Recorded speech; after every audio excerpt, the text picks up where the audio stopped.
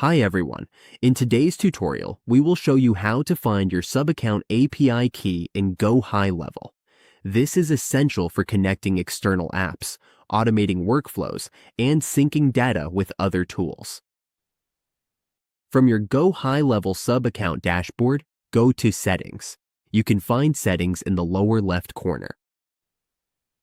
From there, scroll down and click on Private Integrations. Next, click Create New Integration and enter a name for your integration, for example, Example. Then click Next and select the scopes you need. When ready, click Create. Your private integration will be generated, along with an API key. This is your sub-account API key. Make sure to copy or save it somewhere safe.